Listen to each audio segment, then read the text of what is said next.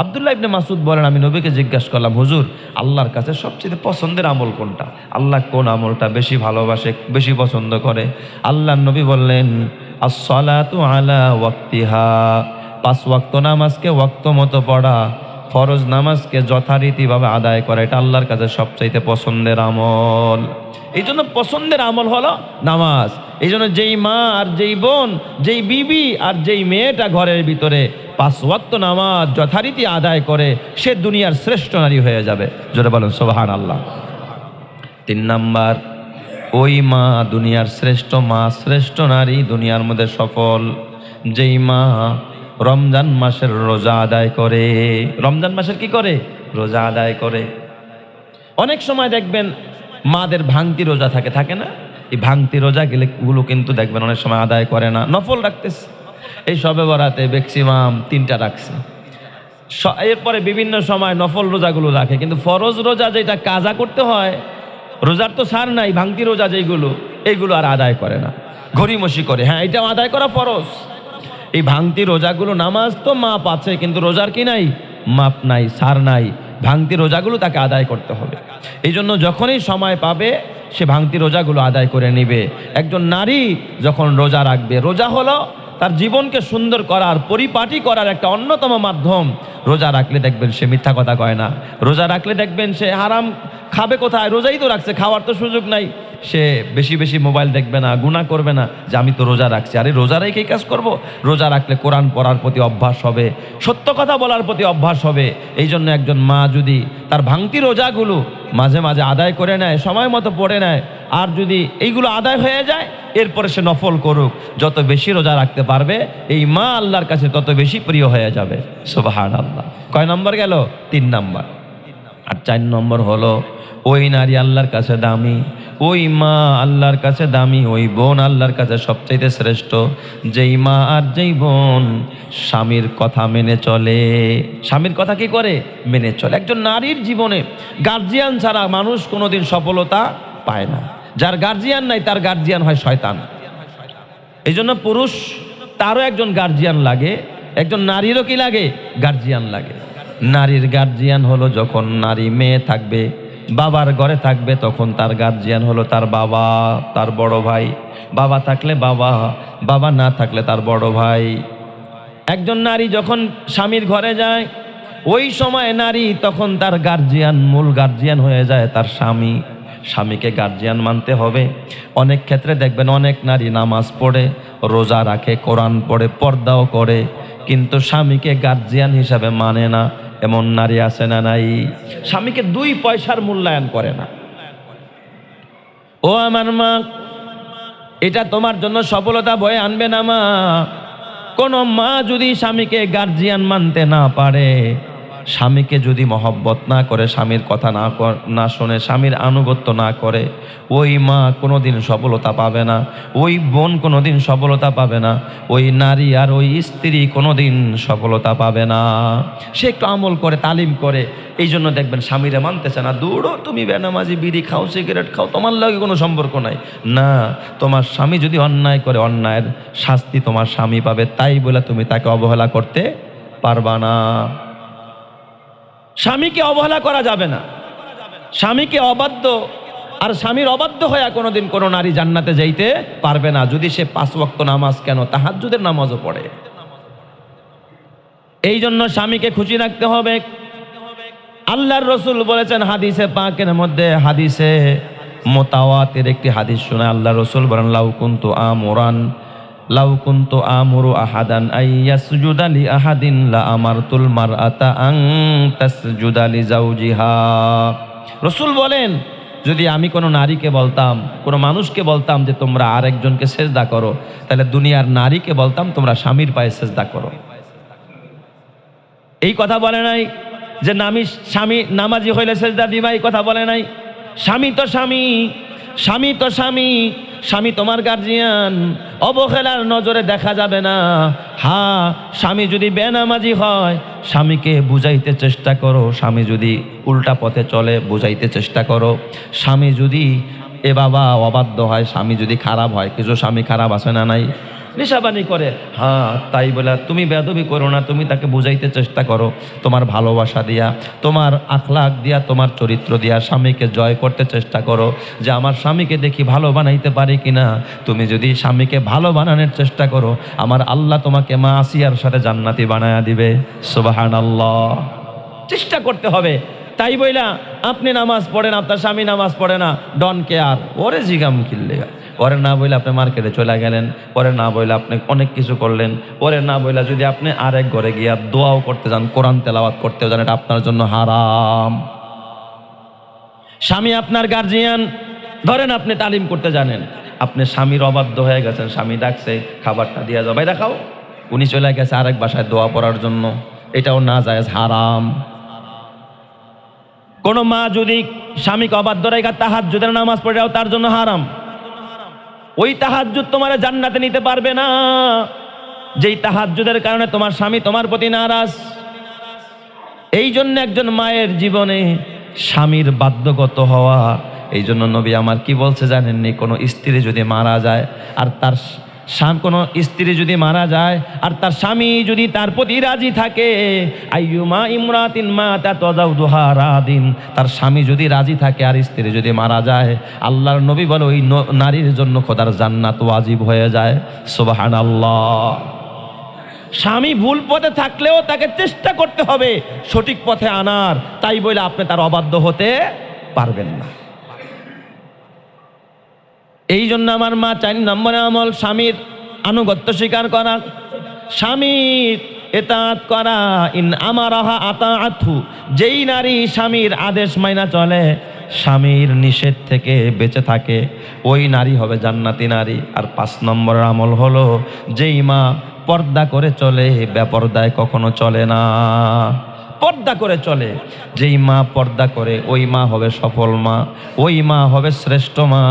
এটা হবে একজন নারীর জীবনের 5 নম্বরের আমল, পর্দা করা। পর্দা এটা ফরজ, নামাজ যেমন ফরজ, আরে হজ করা, টাকা থাকলে হজ যেমন ফরজ, রমজান মাসে রোজা রাখা যেমন ফরজ, পর্দা করাও কি তেমন ফরজ। ম্যাক্সিমাম মা দেখবেন এখন পর্দা করে না, পর্দা করাও যে ফরজ, এই ফরজটাও সে আদায় করে না। এই জন্য আমার মায়েরা পর্দা করে চলবেন। আর 6 নম্বরে, কোনো মা যদি সফলতা পেতে চান, কোনো মা যদি সেরা মা হতে চান, তাহলে 6 নম্বরে যেই আমলটা আপনাকে করতে হবে, মা শুকরগুজার নারী হতে হবে, শুকরিয়া আদায় করতে হবে। ম্যাক্সিমাম মা বোনদের একটা স্বভাব দেখবেন, তারা কখনো কৃতজ্ঞশীল হয় না, শুকরিয়া নাই। এত ভালো স্বামী, এত কিছু করে, তারপরও দেখবেন শুকরিয়া নাই। একটা 3 পিস আইনা দিছে, আলহামদুলিল্লাহ বললেই তো হয়ে যায়, আলহামদুলিল্লাহ বলতে চায় না, একটু না একটু সমস্যা আছে। কি কালার আনছো, এটা পছন্দ হয়? চোখ কি বাসায় রাইখা গেছো না মার্কেটে নিয়ে গেছো? তোমার চোখে আর ভালো কিছু পড়লো না আমার জন্য। এটা হলো না শুকরিয়ার শব্দ। ও মা, শুকরিয়া আদায় করা শেখো মা, শুকরিয়া আদায় করো। কেউ যদি শুকরিয়া আদায় করতে পারে, ওই মায়ের জন্য বরকত এবং ওই মায়ের জন্য রহমতকে অবধারিত করবেন কে? আল্লাহ। আল্লাহ রহমত আর বরকত বাড়ায়া দিবে। এই জন্য শুকরগুজার হতে হবে। ম্যাক্সিমাম ঘরে শুকরিয়া আদায় করে, এক তো স্বামীর শুকরিয়া তো আছেই, আল্লাহরও শুকরিয়া আদায় করে না। মা বোনেরা বেশি অকৃতজ্ঞ হয়। হ্যাঁ, এত নামাজ পড়ি, রোজা করি, আর আমার ফোলাটাই অসুস্থ খালি। আর ওই যে ওরা পশ্চিম দিকে আছাড় খায় না, হের করে কোনো সমস্যা নাই। বেশিরভাগ মা বোনরা এরকমের তুলনা দিয়া দিয়া নাফরমানি করে আসে না, নাই শুকরিয়া নাই। কি করলা তুমিও যে অফিসে চাকরি করো, তোমার বন্ধুও তো একই অফিসে চাকরি করো, 5 তলা বাড়ি করে লাইছে, আর তুমি বারাইটাই রয়ে গেলা। এমন খোঁচা দিয়া কথা বলে আসে না, নাই আছে না?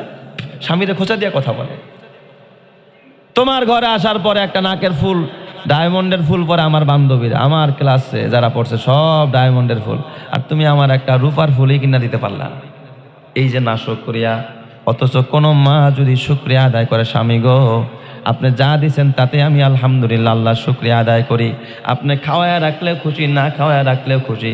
তবে স্বামী আমার একটা কথা বলি, নামাজ ছাড়বেন না, হালাল হারাম পথে চলবেন না, কাউরে ঠকাইবেন না, আল্লাহকে সন্তুষ্ট রাইখা চলবেন। এমন একটা কথা যদি কোনো মা বলতে পারে, আমার ওই মাকে আল্লাহ তাআলা মা খাদিজার সাথে জান্নাতি বানায়া দিবে। সুবহানাল্লাহ। এমন কথা বলনেওয়ালা নারীর খুব অভাব। না শুকরিয়া করা যাবে না মা। ও মা, শুকরিয়া আদায় করো।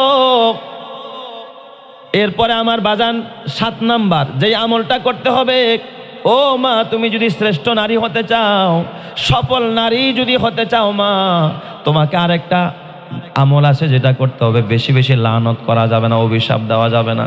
দেখবেন আমার মা বোনদের কথায় কথায় কি চলে আসে, অভিশাপ। সবচেয়ে অভিশাপ বেশি দেয় কারা? নারীরা। নিজের পোলা একটু উল্টাপাল্টা করছে, কয় তুই গাড়ির চাক্কার নিচে পড়ে মরবি, আছে না? কয় তোর উপর ঠাড়া পড়বো, ঠাড়া।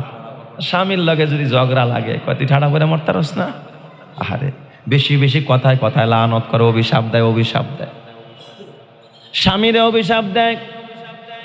সব মা না, সব মায়েরা না, কিছু কিছু মা যাদের ভিতরে দেখবেন ধৈর্য নাই, ওরা স্বামীর অভিশাপ দেয়, সন্তানরে অভিশাপ দেয়। এমন মা আছে না? নাই? আছে না? নিজের সন্তানরে অভিশাপ দিতেছে, তোর ভিটায় বাতি জ্বলবে না, তোরে আল্লাহ ছেলের মুখ দেখাবে না, তোরে আল্লাহ তাআলা তোরে ঠাড়া বইরা মারবে। এই যে কথা, ও মা, এই সব কথা পুরুষরা একটু কম বলে, কিন্তু আমার মা বোনেরা একটু বেশি বলে। কথায় কথায় লানত করা যাবে না। ও মা, মানুষের দোয়া কবুল হয়, দোয়া করলেও কবুল হয়, বদদোয়া করলেও কবুল হয়। তুমি যদি ঘরের ভিতরে বেশি বেশি অভিশাপ দাও, এই অভিশাপ তো ঘুরা ফিরা তোমার ঘরে আসবে। তাইলে যেই ঘরের মধ্যে বেশি বেশি অভিশাপ স্বামী স্ত্রীকে দেয় অথবা স্ত্রী স্বামীকে দেয়, ওই ঘরের মধ্যে কোনোদিন শান্তি আসতে পারে না। এই জন্য একজন মা যদি শ্রেষ্ঠ মা হতে চায়, অভিশাপ মুক্ত থাকতে হবে। অভিশাপ দেওয়া যাবে না, লানত করা যাবে না। ও আমার মা, অভিশাপ মুক্ত জীবন গড়ো। দেখেছেন আপনারা ফেরাউনের মতো এত বড় জালেম, যে মা আসিয়া কেমন কোনো কষ্ট নাই, এমন কোনো নির্যাতন নাই মা আসিয়ার উপরে চালায় নাই, কিন্তু ওই মা আসিয়া কোনোদিন ফেরাউনের উপরে লানত করে নাই। তুই ঠাড়া করে মরবি, এই কথা কোনোদিন মা আসিয়া ফেরাউনরে কয় নাই। মা আসিয়ারে মারতেছিল, হাতে পায়ে প্যারাক লাগায়া মা আসিয়াকে মারতেছিল। এই অবস্থায় মা আসিয়াকে আল্লাহ তাআলার পক্ষ থেকে জিব্রাইল পাঠায়া জিজ্ঞাসা করলো, জিব্রাইল যা, আমার আসিয়ার প্রতি আমি রাজি হয়ে গেলাম, আমি খুশি হয়ে গেলাম। আমার আসিয়া এই মুহূর্তে যা চাবে আমি আমার আসিয়াকে তাই দিব। ফেরাউন নির্যাতন চালায়। আয়েশা জিব্রাইল জিজ্ঞাসা করো, আসিয়া আল্লাহ তোমার প্রতি রাজি, তুমি কি চাও আল্লাহ তাই তোমাকে দিবে। এই যুগের নারী হলে কই তো আল্লাহরে ঠাড়া হালায় মারো, ফেরাউনরে কি করো, ঠাড়া ফালাও, এরপর তুমি আরে মায়েরা ফালাও, ও আমারে কেমনে মারতেছে। মা আসিয়া এই কথা কয় না, ফেরাউন মারতেছে কাটা চামিচ দিয়া মোরব্বা যেমন খোঁচায়, দেখছেন না, খোঁচায় খোঁচায়, তারপরে লাউ খোঁচায়, মোরব্বা আম খোঁচায় খোঁচায়, তারপরে মোরব্বা বানায়। আসিয়ার বুকে পাথর এইভাবে শরীরের মধ্যে এইভাবে খোঁচাইতেছিল। ওই অবস্থায় তার রুহুটা বের হয়ে যাবে, তখনও ফেরাউনের জন্য বদদোয়া করে না, তখন আল্লাহর কাছে একটা জিনিস চায়, রব্বি বিনিলি ইনদাকা বাইতান ফিল জান্নাহ। আল্লাহ আমি সবর করলাম, আল্লাহ আমি স্বামীর অবাধ্য হলাম না, আল্লাহ গো এই অবস্থায় তুমি আমার অফার দিছো, যা চাবো তা পাবো। আমি তোমার কাছে চাই জান্নাতের ভিতরে তোমার পাশে আমার একটা ঘর বানায়া দিও। সুবহানাল্লাহ। আল্লাহ তাআলা জিব্রাইল কয়, জিব্রাইল কই রে, জলদি যা, যেই আসিয়ার জন্য আমি আল্লাহ জান্নাতটা বানাইলাম তোর 600 ডানা দিয়া, এই জান্নাতটারে উঠায়া নিয়ে যা। জিব্রাইল আমিন জান্নাতটারে উঠায়া নিয়ে গ্যালারি আকারে মা আসিয়ার চোখের সামনে তুলে ধরছে, এই যে আসিয়া, এই জান্নাত আল্লাহ তোমারে দিবে। মা আসিয়া হাসতে হাসতে ফেরাউনের নির্যাতন সইতে সইতে খোদার জান্নাতটা দেখতে দেখতে খোদার জান্নাতি হয়ে গেছে। সুবহানাল্লাহ। তারপরেও স্বামীর জন্য কি করে নাই, লানত অভিশাপ দেয় নাই। কথায় কথায় অভিশাপ দেওয়া যাবে না। ও আমার মা, 8 নম্বরের আমল হলো, ও মা তুমি যদি জান্নাতি হতে চাও, অশ্লীলতার প্রতি তোমাকে ধাবমান হওয়া যাবে না। অশ্লীলতা বেহায়াপনার চর্চা করা যাবে না। আমার ঘরের মা বোনেরা দেখবেন ম্যাক্সিমাম অশ্লীলতার চর্চা করে, আসে না নাই, টিকটক বানায়, ছোট ছোট বাচ্চারা আছে। এই যে মা, স্বামী আর স্ত্রী, এগুলো তো আমার চাইতে আপনারা 1000 গুণ বেশি জানেন। স্বামী আর স্ত্রী দুইজনে, এটা যদিও স্বামী স্ত্রীর রোমান্স করা জায়েজ আছে, আমি না জায়েজ কিছু বলছি না। স্বামী স্ত্রী যদি ঘরের ভিতরে রোমান্স করতে চায় করতে পারবে, কিন্তু কি করে এটাকে শর্ট ভিডিও, কাট ভিডিও বানায়, কয়েক সেকেন্ডের ভিডিও বানায়, তারপরে আপলোড করে। এরপর আপলোড করে এই স্বামী স্ত্রীর রোমান্স যখন অন্যরা দেখে, জায়েজ কাজটাও নাজায়েজ হয়ে যায়। স্বামী স্ত্রীর বৈধ সম্পর্ক, স্বামী স্ত্রীর খাওয়ায় দেওয়া, স্ত্রী স্বামীরে খাওয়ায় দেওয়া, এটা কি গুনার কাজ না সওয়াবের কাজ? সওয়াবের কাজ। কিন্তু এটাকে আপনি কি করতেছেন? ভিডিও ধারণ করতেছেন। ভিডিও ধারণ কইরা তারপরে সমাজের মানুষকে দেখার জন্য ব্যবস্থা করে দিতেছেন। তার এই যে স্বামী স্ত্রীর রোমান্স করা যেটা ঘরের মধ্যে জায়েজ ছিল, এটা এখন না জায়েজ হয়ে গেছে। আপনার এই অশ্লীলতা আপনার ছেলেও শিখবে, মেয়েও শিখবে। যেই ছেলেটা বিয়ে করে নাই ও যায় বান্ধবীরে খাওয়ায়া দিবে, যেই মেয়েটা এখনো বিয়ে হয় নাই ও গিয়ে ওর বন্ধুরে খাওয়ায়া দিবে। কারণ মার থেকে ট্রেনিং পাইছে, বাবার থেকে ট্রেনিং পাইছে। তোমার কারণে ঘরের সন্তানগুলো জানোয়ার হয়ে গেছে, কথা ঠিক কিনা? এই অশ্লীলতা এইগুলো করা যাবে না। সন্তানের সামনে এই সমস্ত রোমাঞ্চ করা যাবে না। আর টিকটক তো আছেই, মাশাআল্লাহ। টিকটক দেখতেছে আর মা বাবা ওইরকম নাচানাচি করতেছে, বাচ্চাগুলো অভিনয় করতেছে। ছোট একটা বাচ্চা বিসমিল্লাহ বলতে জানে না, সালাম জানে না, মাগার যদি বলে একটু নাচো তো নাচতে পারে ঠিকই। নাচের ট্রেনিংটা মার কাছ থেকে পাইছে, নাচের ট্রেনিংটা বাবার কাছ থেকে পাইছে। এই জন্য মা বাবার কারণে সন্তান নষ্ট হয়ে গেছে, ঠিক না ব্যাটিক জনে কন? এটা হলো 8 নম্বর। ও মা, যদি শ্রেষ্ঠ নারী হতে চাও, খবরদার মা, এই সমস্ত অশ্লীলতার প্রতি ধাবমান হওয়া যাবে না। এই জন্য মোবাইলে টিকটক বন্ধ করে দাও। যদি নেট চালাইলে ঘরে অশ্লীলতা বাইরে যায়, নেট বন্ধ করে দাও।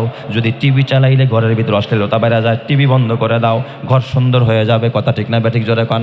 আর 9 নম্বর, মাগো, তোমাকে সবেরা হতে হবে। যদি শ্রেষ্ঠ নারী হতে চাও, দামি নারী হতে চাও, সবেরা হতে হবে মা, সবর করতে হবে। হযরতে ফাতেমার ঘরে 3 দিন খাবার নাই, বলেন তো সবর করছে না? বেসবর হয়ে গেছে, বেসবর হয় নাই, ধৈর্য ধারণ করেছে ফাতেমা। মা খাদিজা সবর করেছে, মা আয়েশা সবর করেছে, জান্নাতি নারী মা মরিয়ম সবর করেছে। কতটা সাহাবেরা ছিলেন তারা। এই জন্য মা সাহাবেরা হতে হবে।